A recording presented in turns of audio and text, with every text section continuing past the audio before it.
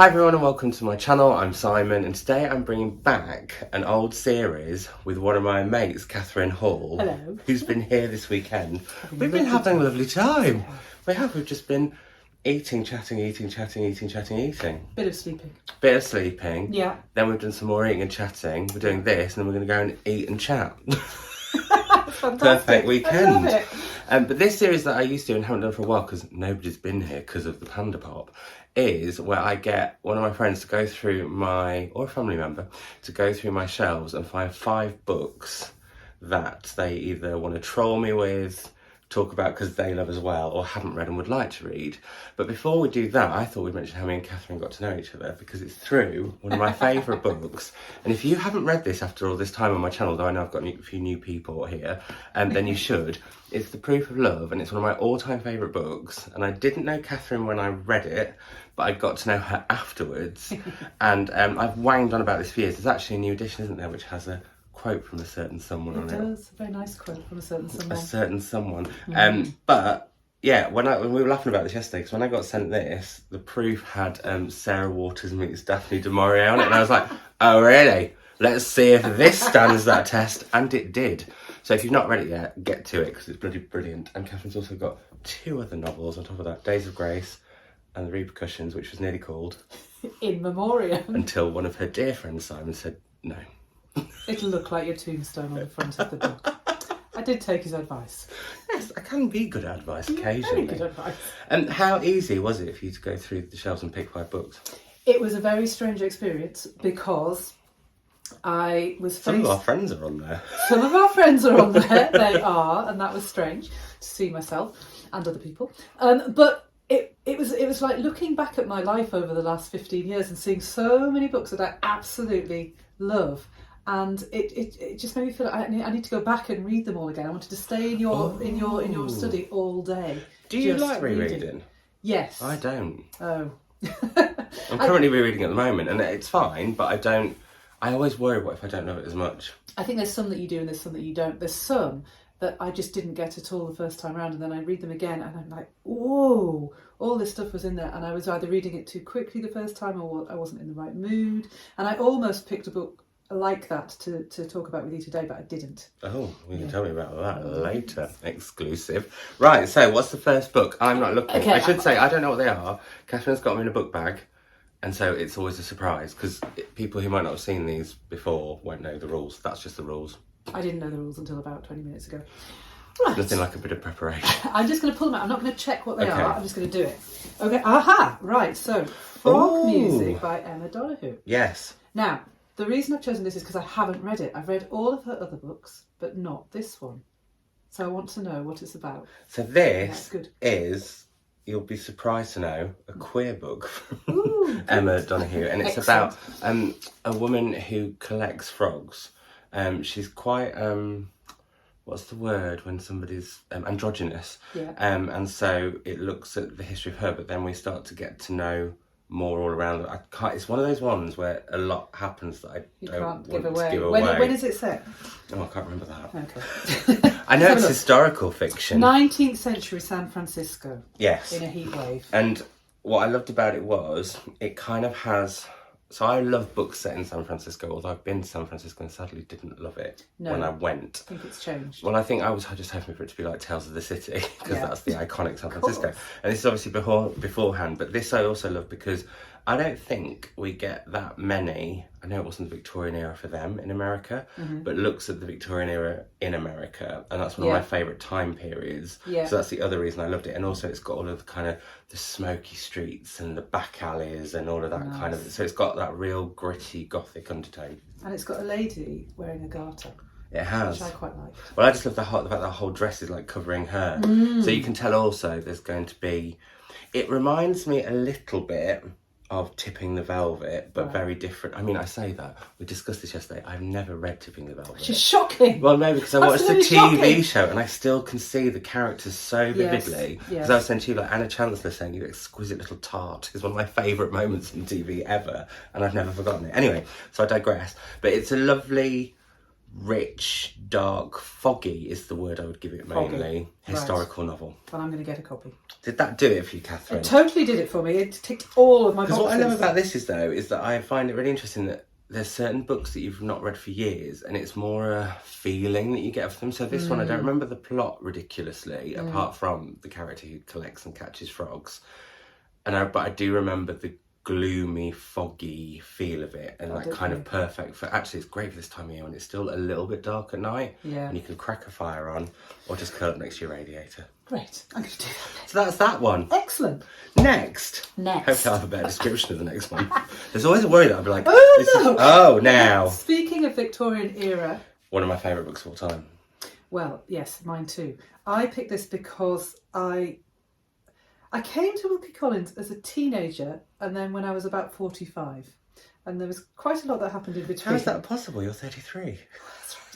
In the future, Catherine will come back to Wilkie. I'm not going to give my age away. Anyway, and on the surface, it's a lot of things I don't like. I'm not tell me more. Well, yes, I'm not massively keen on thick Victorian novels, things with sort of ghostly bits in. I'm a big fan of ghostly bits. So it wasn't. But then when I came back to it, I came back to it because I was trying to write a book set in this period that in fact featured Wilkie Collins, as yet unpublished, but never mind. One day. And Wilkie Collins just he grabbed my imagination as somebody who lived in quite an unconventional way, didn't believe in marriage, sort of lived with two women, really, sort of on and off. Hung out with Charles Dickens. I like him a lot more than I like Charles Dickens. Thank God you said that, because this is one of my things. If people say to me, I love Charles Dickens, I'm like, have you read Wilkie Collins? And they'll be like, no. And I'm like, well, you really, really should. Yeah. But I mean, this was a massive marketing sensation in the days, really, when marketing was a different thing. Well, also, it's one of the first detective novels ever. It is one of the first detective novels. And that's one of the reasons I love it. So I came to know Wilkie Collins through Sherlock Holmes, which my great uncle Derek, and I've talked about this on my channel before, I think, we used to go on walking holidays when I was a kid, and we'd do like 11, 12 miles a day. And this is from when I was about 7 till I was about 12. And my great uncle Derek would memorise a Sherlock Holmes story for every walk. Ooh, so that if I got bored, we'd have at least 2 hours, or he'd find another and as we went on, he got more Gothic tales by Conan Doyle and a short story by Wilkie Collins, and he said I would love him, and I did. He was the next jump for me. And I've never connected with Dickens at all. No. But I really connect with these, and I love a sensation novel, and I love a thick. I know it's going to be loads of you can tell with the sensation novels there's going to be murder, there's probably going to be insanity, there'll be duplicitous doings. Yes, well, there certainly and are. all those sort of shenanigans, and that book has it in spades. It does, and I actually think it's a quite feminist book as well. There's a lot about it's interesting because why he women wasn't are locked massively. up. No, he wasn't.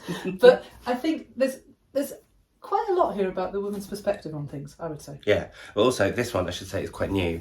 I say it's new. I got it second hand for £1 in charity shop to replace, I find those black penguins quite boring.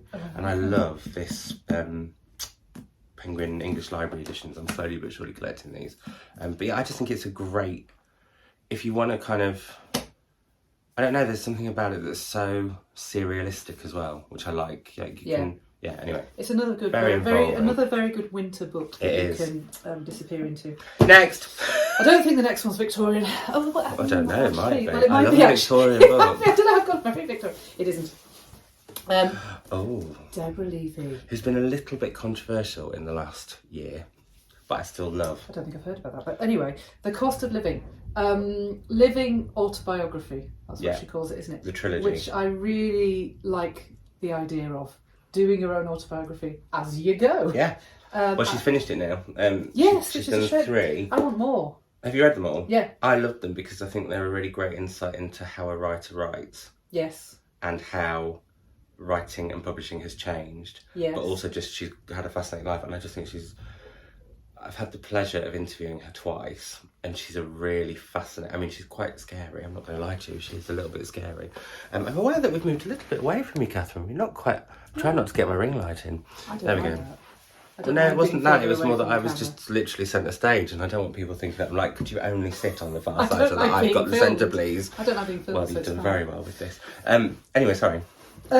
Yes, also, I think, apart from looking at writing and apart from looking at publishing, looking at women and how they live in the world and how they live in the world with children and how that changes things and how they live in the world with children without men and how you reconstruct yourself at different parts of your life when things go wrong. Oh my God, Catherine, you should have your own booktube channel. That was pretty good. I would never have done anything that clever. Well, you're not a woman.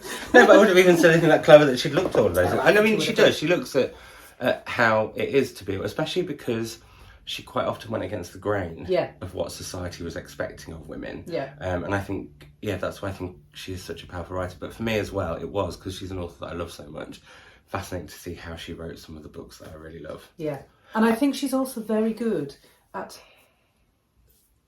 writing very sparely, but saying a lot behind it. I also have a little brag about Deborah Lee that I want to say, which is when I blogged originally, before I did YouTube and everything, I wrote a review of something home, and she told her publishers, that's the sort of reader I want my books to go to. How lovely is that? You're the sort of reader I want my books to go to. And they have been. They have. Oh, they have. Been very much enjoyed. Right. Got two left. Penultimate. Gosh, it is. Yeah, it is. Yeah, I was like, what's is it penultimate? No, I'm I've got two clever, left. Really. Oh yes, now sort of back to the 19th century, although not really. Jean Rhys' Wide Sargasso Sea. Yes, which, having reread it in the last year for Sky Arts Book Club, because Bernadine Everstowe picked it as one of her classics, I have got a really different insight into it, because I didn't know she was a white Caribbean woman. And I didn't know much about that, and it opened me to sort of read more. And then having read The Mermaid of Black Conch, we have a character like that. And so that was fascinating to me, but also obviously the fact that it's meant to be the prequel to Jane Eyre, and as you said, Rebecca, but Rebecca's almost like a rewrite of Jane Eyre, so that's why you can sort of see why you go all in that direction. I think it's an incredible book, again, about what it was like for women. Yes. And I think, it's interesting. For me, it was always my least favourite of Jean Rhys' novels. Oh, really? I've not read any others. What would you recommend I have to get? I would say Good Morning Midnight or After Leaving Mr. Mackenzie. And why would I love one of those two? Both of those books? It's again. I'm there's a theme here. It's women's place in the world when they're not doing particularly well. She writes a lot about women on their own, often either in Paris or in London. Not much money. Sometimes relying on men for that, drinking too much. Sounds like my 20s. Yeah, exactly, mine too. Lost children, not having children. She had an interesting life. You know, she came over from the Caribbean when she was quite young. I think she ended up working as a chorus girl for a long time. So she had a sort of rackety existence, not much cash. Got married to a Belgian man, I think. Lost a child, had a child, gave the child away, was an alcoholic, but kept. It sounds like there's a whole novel about Jean. Jean? Why did I suddenly? I literally went to Paris then. Jean Rhys. No, it looks like there's a whole book about Jean Rhys possible. Yeah. Absolutely. Well, I know. I would love. She writes about survival. I think that's why I like her. She writes about survival. The women in her books often seem as if they are fragile, but actually underneath it there's a sort of steeliness. I do think it is a great book. Yes. I remember being really wary of it because of it being like a modern prequel to, which I think the industry can sometimes get a bit obsessed with. I think she was the first but to she do was it. Kind of the first of that trope. And also I just love the idea of kind of getting, I do like with a lot of books where you get to hear from other characters. Like I've always said, if I was ever going to write a book, I'd try and write Mrs. Danvers' life because I would just love to kind of delve into that. And I think she's had an amazing story. So I can understand why she did it, but also that was why I was a bit suspicious of it, because I was like, you're not just ripping off another book, but she totally isn't. The world is very different. She isn't, and I think you needed to hear Bertha's voice. Yeah. You needed to know what the Mad Woman in the Attic was actually on. Exactly. Fab choice. Thank you. Choice number 5. I'm trying to remember. Yes, I can remember. It's a book by Catherine Hull. Well, it's in the same sort of vein, but not really. Not as me, as Jean Rhys, that's Jean Rhys. Natalie Hayes' The Children of Jocasta. And in a way, it's doing the same thing. It's taking a story of a woman who is in, well, this case mythology, and telling it from her perspective. And I think it's a really hard thing to do, which Jean Rhys pulled off, but so does Natalie Haynes. I think when you take on something like a Greek myth, you're really taking something on, and there's a weight on your shoulders to do it well. And I think she does it brilliantly. She wears her knowledge very lightly and makes it into a story that you just want to. But I think her enthusiasm, like smothers it in a gorgeous classical icing. Yes. Like, what I love about Natalie, anytime I talk to her about classics, because, you know, people know my mother's a classicist. I went off classics when I was at school because she taught at my school and etc. And it was actually Natalie recommended me Madeline Miller's Song of Achilles when it came out. I was like, Simon, you really need to read it, because I've known Natalie quite well. And she's like, you really need to read it, it's great. I was like, oh, classics, I'm not sure. Because I had read her first novel, which was about a classics teacher. Oh. So Natalie's first novel, sorry, I should say, which is about classics teachers. So that's how I got to know Natalie. Anyway, she's like, you really, really must read it. And I read it and I fell in love again with classical mythology. And I think she does it amazingly. I think this is very good. I do feel like with this one, over 1,000 ships, you need to know the myth a tiny little bit, maybe more. Whereas with 1,000 ships, I felt like you could go in completely blind and meet all of it. Because also what I love about 1,000 ships, not that I'm taking away from Children of Jocasta, is that it was the book that I hoped Silence of the Girls was going to be by Pat Barker, and just wasn't, because it wasn't all the women's voice, whereas 1,000 ships is only the women's voices during the Battle of Troy. Yeah. This, what I loved was that it is what you say, it does give this kind of whole story around the story. Yeah. And whereas I was saying I was wary of that, I don't feel the same with myths, funnily enough. I feel like with literature, it's like, it's almost myths aren't not sacred. What's the term that I want to use? I feel like with myths, because they were oral storytelling and everyone changed them as they went, a bit like fairy tales, it's fair game. Whereas sometimes I feel like with a novel, I'm like, come on, says the man who just said he wanted to write Mrs. Danvers' life. The rules apply to everyone except me. What I found about this book is there's been a couple of times when I've been to watch Greek tragedy in Greek amphitheatres, and there's a certain feeling of you just get it here in your chest, and I got it here in my chest with this. I felt the suffering, I suppose. And I will say I love this book, and I feel like I just made it sound like like 1,000 splendid ships. 1,000 splendid ships. That's what I called it when I did tell you this wrong title. 1,000 ships. When I read that, I loved it. I think it's when you know how you follow an author's career, and then their next novel just gets better than the last one, etc. Yeah. That's the case with that. And when I'd read that and hadn't read that one, exactly what you mean. But also, all of the drama and the adventure is so there, like you're with them. Yeah. But what I think you'd really love, if you haven't read her non-fiction Pandora's Jar yet, is that there is a sort of almost ethereal choral voice that makes you feel that as you're reading it, you're sat in an amphitheatre watching it. It's really clever. You start understanding why these myths have lasted. Yeah. Because they do get at something. Well, they get at all of the main things of human society and like the human condition, I guess. Yeah. But I also think what's great is Natalie Haynes writes beautifully, and yet it's a proper romp and an adventure and a page turner. Well, and hopefully, I mean, because, you know, classics aren't really taught in most schools. Certainly weren't taught in my school.